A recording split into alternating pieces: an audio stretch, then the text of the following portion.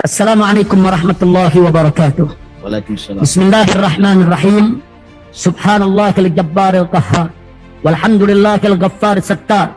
Wassalatu wassalamu ala nabiyil mukhtar wa ala alihil adhar wa ashabihil akhyar wa atba'ihil abrar. Pada tanggal 10 November 2020, saya dan keluarga tiba di Bandara Soekarno-Hatta Cengkareng dan disambut jutaan umat dengan antusias serta spontan karena cinta dan rindu. Terjadinya kerumunan jutaan manusia saat pandemi tak terhindarkan. Namun demikian, alhamdulillah, kerumunan tersebut tidak dipermasalahkan oleh pemerintah dan tidak diproses hukum sebagai pelanggaran prokes. Lalu pada tanggal 13 November 2020, saat saya datang ke Bogor dengan tujuan pesantren agrokultural Markas Syariat, tanpa diduga di pertigaan Gadok disambut ribuan umat Islam sepanjang jalan.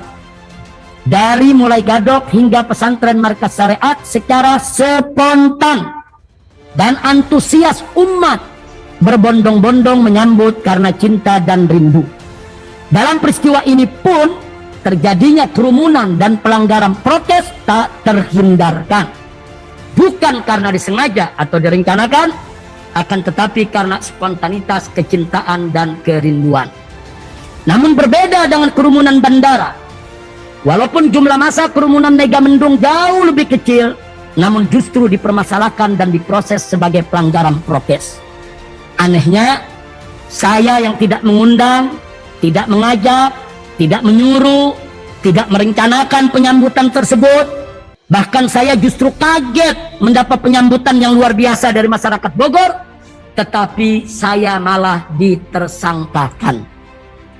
Bagi saya, menjadikan penyambutan masyarakat yang spontan dan antusias karena cinta dan kerinduan sebagai tindak kejahatan pidana adalah merupakan tindakan berlebihan dan terlalu mengada-ngada, bahkan merupakan kejahatan kriminalisasi cinta dan kerinduan. Saya ulangi, bagi saya, menjadikan penyambutan masyarakat yang spontan dan antusias karena cinta dan rindu tersebut sebagai tindak kejahatan pidana adalah merupakan tindakan berlebihan dan terlalu mengada-ngada, bahkan merupakan kejahatan kriminalisasi cinta dan kerinduan. Oleh karenanya, harapan dan permohonan saya kepada majelis hakim yang mulia untuk menolak kriminalisasi cinta dan kerinduan umat dengan jalan membatalkan semua dakwahan jaksa penuntut umum yang mengada-ngada demi hukum dan keadilan.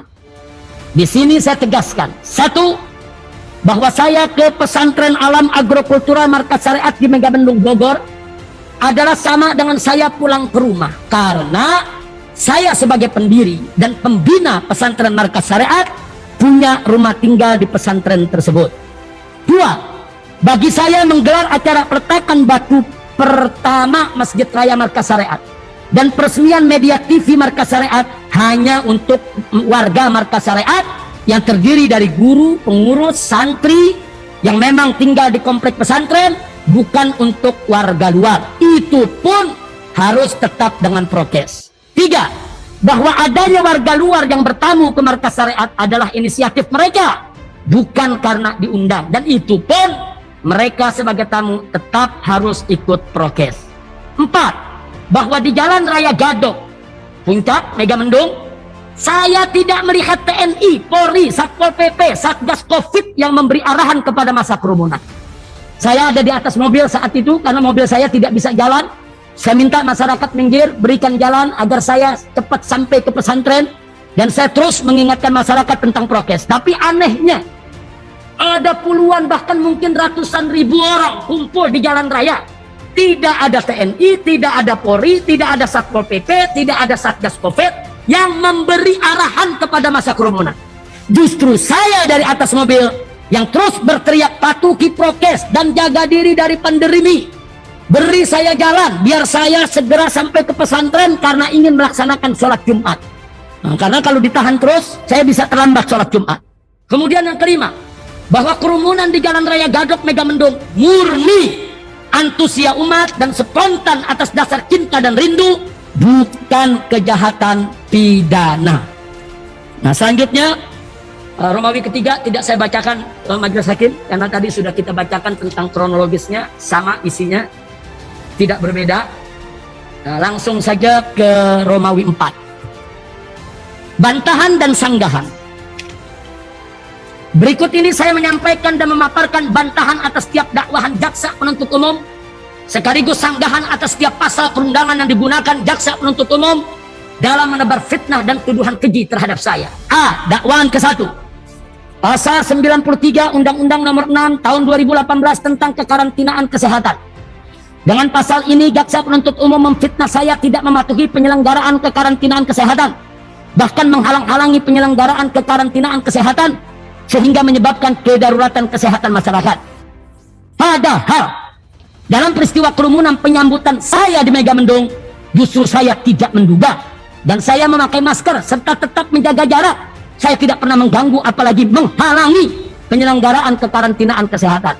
Saat terjadinya kedaruratan kesehatan masyarakat, soal terjadinya kedaruratan kesehatan masyarakat, maaf di situ bukan saat tapi soal terjadinya kedaruratan kesehatan masyarakat sudah terjadi sebelum kepulangan saya ke Indonesia. Justru sejumlah pejabat tinggi negara menjadi penyebab terjadinya kedaruratan kesehatan masyarakat akibat pernyataan blunder mereka soal COVID. Bahkan ada yang membohongi rakyat, antara lain: 1. Menko Polhukam RI Mahfud MD membohongi masyarakat dengan menyatakan bahwa cukup dengan olahraga untuk menghadapi pandemi COVID. Pernyataan ini tersebar, ada di semua media, sampai saat ini jejak digitalnya ada. 2. Menko Maritim Luhut Binsar Panjaitan membohongi masyarakat dengan menyatakan bahwa virus corona tidak kuat dengan cuaca Indonesia. 3. Menko Perekonomian RI Erlangga juga membohongi masyarakat dengan menyatakan bahwa corona tidak akan masuk Indonesia. 4. Mantan Menteri Kesehatan RI Terawan juga membohongi masyarakat dengan menyatakan bahwa orang sehat hadapi COVID tidak perlu masker, dan yang sakit pun akan sembuh sendiri sehingga tidak perlu diobati. 5. Menteri Perhubungan RI Budi Karya juga membohongi masyarakat dengan menyatakan bahwa nasi kucing membuat kebal dari corona. Sengaja 5 ini saya cantumkan di sini karena mereka semua pejabat tinggi, semuanya adalah menteri. Selain itu, menurut lembaga LP3S masih ada 37 pernyataan blunder aparat tentang COVID yang menunjukkan ketidakseriusan mereka di awal pandemi untuk menghadapi atau menangani pandemi. Pertanyaannya, kenapa bukan mereka yang diproses dengan undang-undang ini?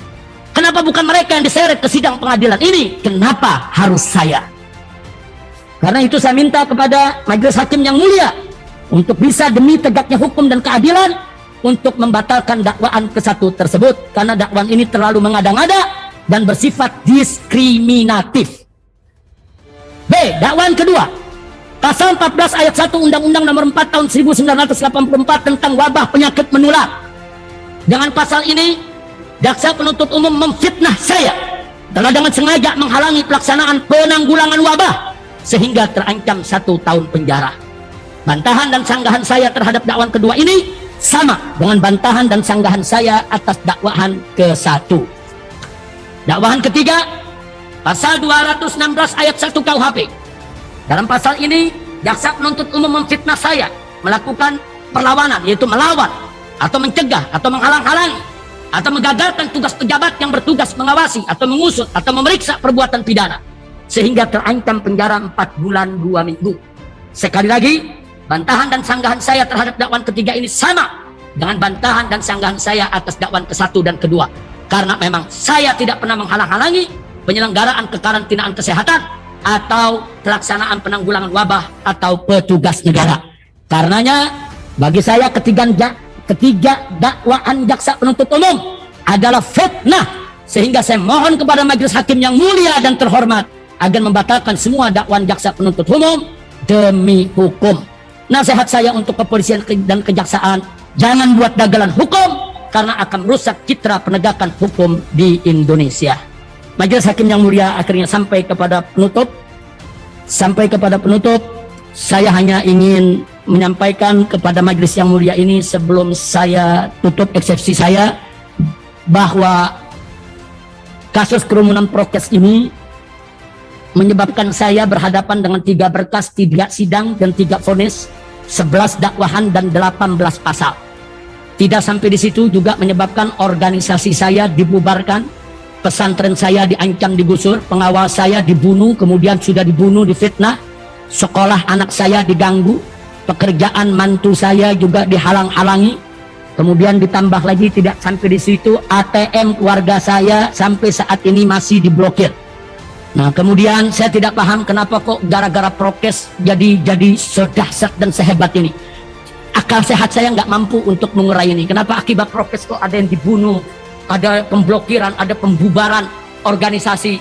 Jadi sekali lagi itu semua menunjukkan bahwa sidang pengadilan ini maaf sekali lagi, beribu maaf. Proses yang saya alami dari mulai penyidikan sampai hari ini dan seterusnya, ini hanya merupakan dagelan politik yang penuh dramatisir. Saya mohon kepada Allah, mudah-mudahan majelis hakim yang mulia dijaga oleh Allah, dilindungi oleh Allah dari segala intervensi dan tetap bisa memutuskan dengan keadilan. Sebagai penutup akhirnya, saya memohon dengan sangat kepada majelis hakim untuk mengeluarkan yaitu putusan sela agar kasus daripada kerumunan Petamburan maupun kerumunan Megamendung yaitu ditolak dan dibatalkan, dan saya dengan kawan-kawan bisa dibebaskan tanpa syarat demi tegaknya keadilan. Sekian, terima kasih. Rabbana atina fid dunya hasanah wa fil akhirati hasanah wa qina adzabannar. Wa sallallahu ala sayyidina Muhammadin wa ala alihi wa sahbihi ajma'in. Walhamdulillahi rabbil alamin. Terima kasih banyak. Hasbunallahu wa ni'mal wakil, ni'mal maula wa ni'mal nasir. Wala haula wala quwwata illa billahil aliyyil azim. Assalamualaikum warahmatullahi wabarakatuh.